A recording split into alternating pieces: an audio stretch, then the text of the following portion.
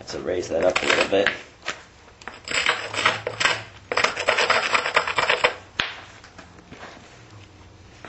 These antler punch platforms horizontal punch platforms are lower.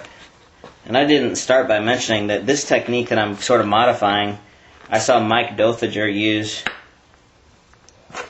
He got me into this rocker punching or horizontal punching a few years ago. So he's the one who's really good at it. There. And that one did well to went across, which is fine because that edge was thick there anyway. I see another little crack right on top here to get rid of that. So now we just took this flake. I'll come up and brush this back on isolate, and maybe we can run one up this way.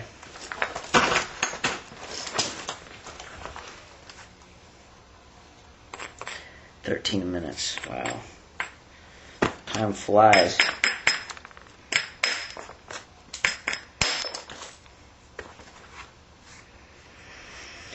Tricky spot to...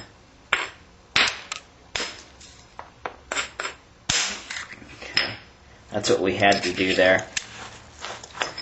In order to get the flake we wanted to here, we had to do that. Now we can move it over and follow that ridge up.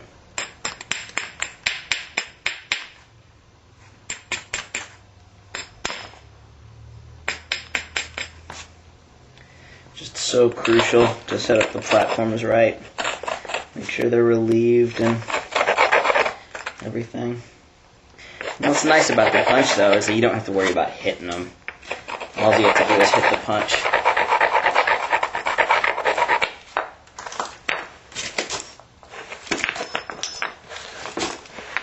I'll be driving it into the hand.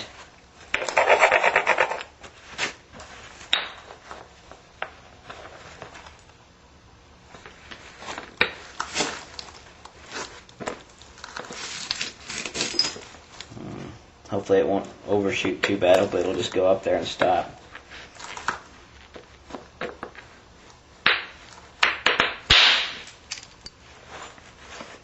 That's a nice flake. It broke because the way I was holding it, but I still could use those flakes. Alright, I better turn off this camera now, continue doing some of these, and start it back up, and because there's going to be a lot of this same thing going on. When I get shot up for some really nice overshots, I'll turn the camera on. Small punch, which I'm more comfortable work. After I did some hammerstone trimming, and I started to knock off some nice full-length flakes with the antler punch. Using a smaller striking stone and the punch here, striking on top, making some nice blades. At this point, I'm still going to continue doing trimming with the hammerstone to set up platforms. And after a certain point, though, I'll abandon that and I'll use the punch for everything.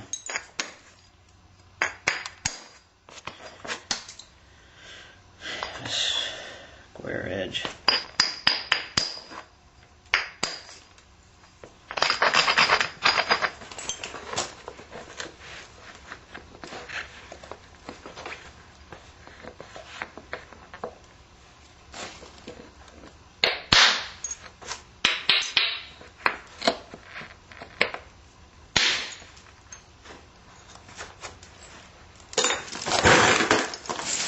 This you can see better.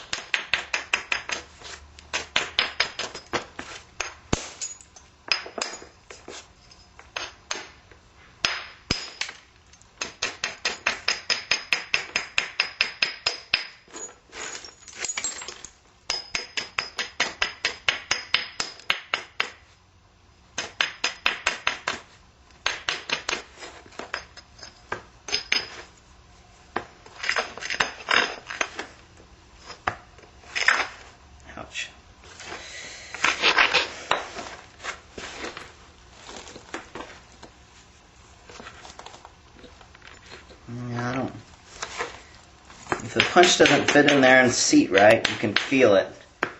You have to change something, which usually involves, there we go, getting that platform better.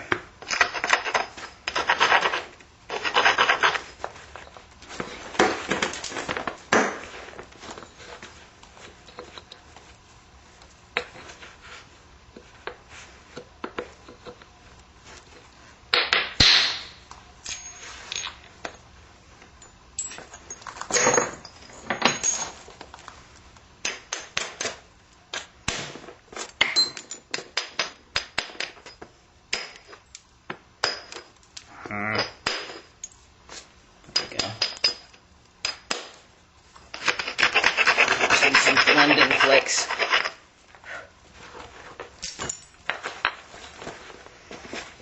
Just some blending flicks here.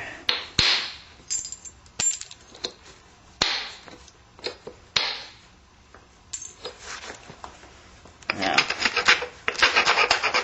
this one we can, sometimes you just know when you have the right ridge and you grind it down and you drive into the back of the hand, you can just predict that this flake is going to wrap the other edge. That's all there is to it.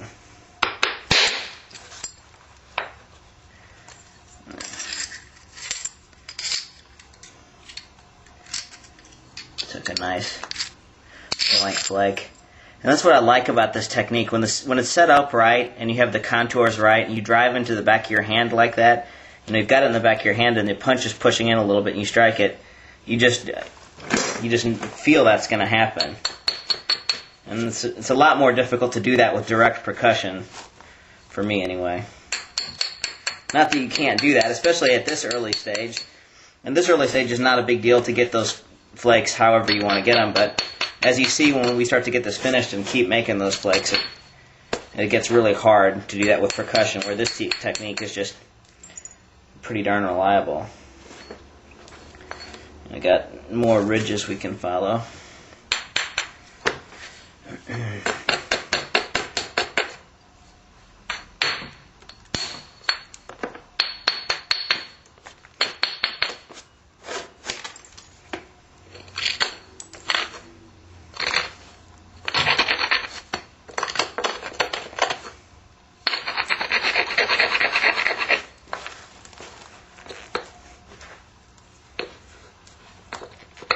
I might take quite a bit of this edge, but we got width at this point. I don't care. Set it in there. That's a pretty stout platform. If there's a little bit of a high spot, and we move over a little bit, this will go here. Criminy. Started to go. That was just a little. Now here's the signature when you hit a flake twice. And you get this, I don't know if you can see it, this little area here. A lot of times that happens when the fracture starts. You can get flakes like this with one blow too, but it's fairly common when you re-hit something with antler. Just hit it twice, I should say. Well, that flake turned out alright. This material is pretty darn tough.